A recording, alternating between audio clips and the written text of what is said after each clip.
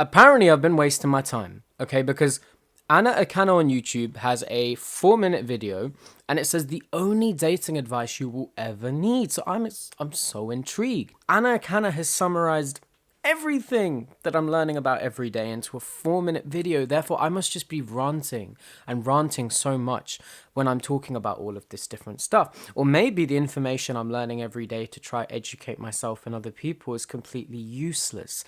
So without further ado, let's watch the highly anticipated 4-minute video of the only dating advice you will ever need in your life. There's a lot of dating advice out there that doesn't make sense to me. Always make sure you're the one to text him less. So if he sends you 2 texts, you send him 1. And if he sends you 1 text, you send him 1-word answers. Okay, let's read these texts, okay? Hey, what are you doing on Friday? You. Okay, no one ever says if he sends you 2 texts, you send 1. There is a philosophy taught in dating that you mirror someone's behavior, or you put the slightest bit, put the tiniest bit less effort in than they do, okay? Okay, I'm going to get a bit dark and manipulative here. The mirroring part, I always talk about. You mirror someone's behavior. You only invest in someone what they are willing to invest back in you. If they're not asking you questions, if they're being quite blunt on text, don't text them back. Leave them alone, okay? Let them reach out to you when they want to talk to you, and then you can have a proper conversation. However, let's talk. All the snowflakes, click off the video. Okay, I don't want to get slated in the comments. Oh my god, you're so manipulative and you're teaching such dark stuff. By putting in the tiniest bit less effort than someone else, you do keep them chasing a little bit. Okay, you do keep them chasing. I can't deny the facts. The reason is in any dynamic with 2 people involved, the person who cares more, there is always one person who cares more and one person who cares less.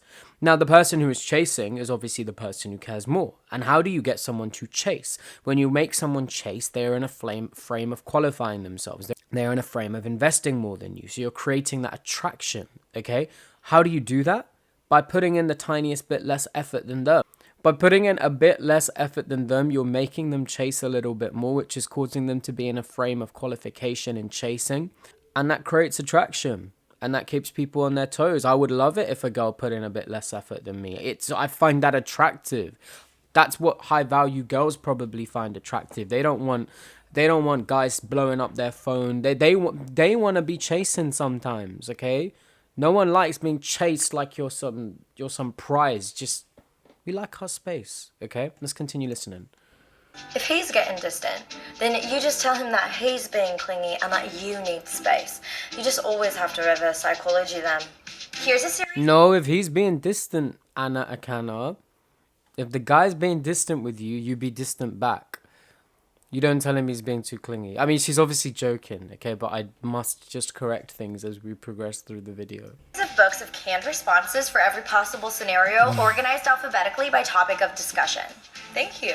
Yeah, I will get right on that. There's articles. The pickup community do that, okay? So we're not innocent. The pickup community, they actually do teach you canned responses and things to talk about. But what you need to understand is some people come from a background of having 0 social skills, 0 kind of knowledge on how to be personable and conduct themselves. So it's better for some of these people to learn those basic social skills by drilling it in, and then it becomes authentic and natural at some point. But yeah, as a whole, don't be practicing lines and stuff. I think that's quite sad. And books and movies and blogs and videos, all based purely on the concept that there is a right way to date someone. That there is a correct combination of texts and words and behaviors that will make somebody fall in love with you without you losing your power. I think this is bullshit. And I mean, don't get me wrong, okay? I'll admit, I was 15, I would read Cosmopolitan and 17 magazine and follow their advice to a T. He's gonna call me now. He's gonna call me now. He's gonna call me now. Now. He's gonna call me now.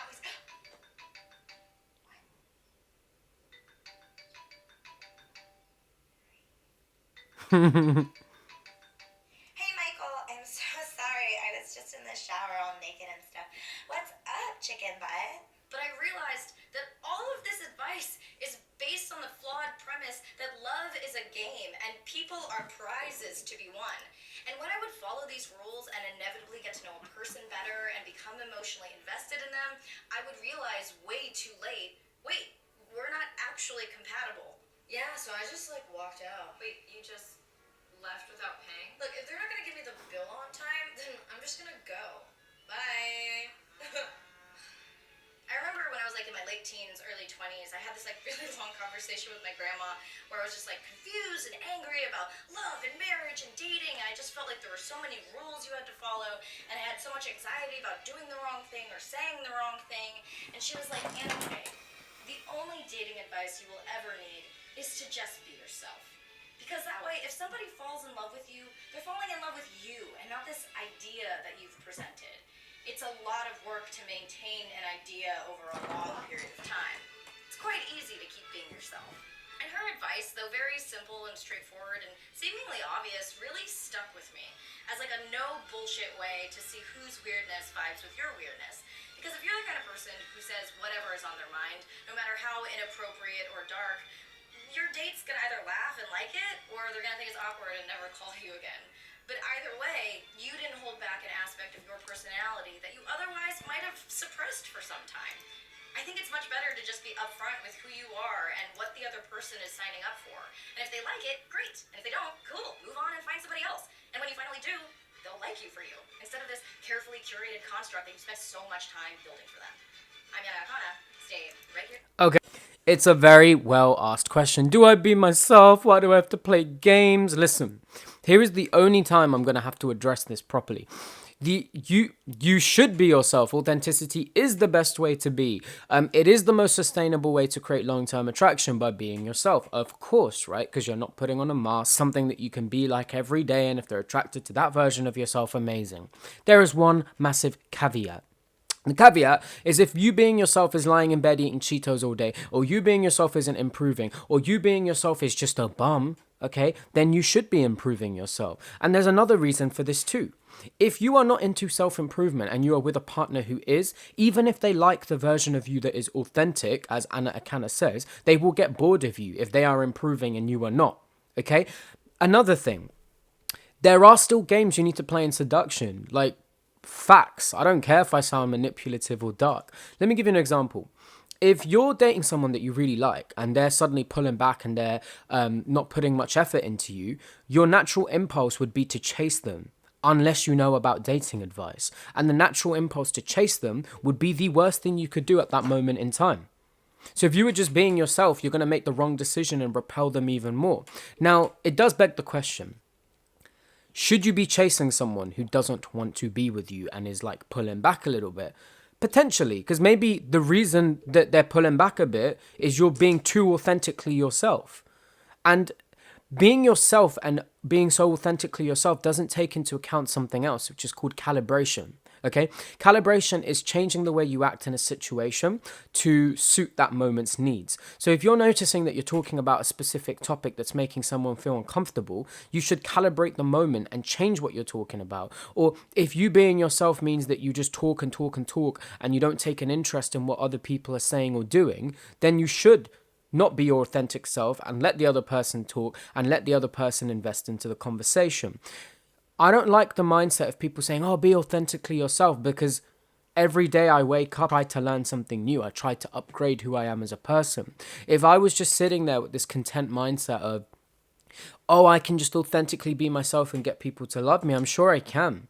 But that's not how I want to be. I want to be improving. I want to be learning more every day. And I also don't want to think that how I am now is fit for any social situation, because everything I'm learning can help me calibrate to moments, to help me understand people more, to help me attract people better, to help me teach people how to attract people better. Okay? So without going on too much of a rant, I get what she's saying. Authenticity really is the best way to be if you are already self-improving, if you are already high value.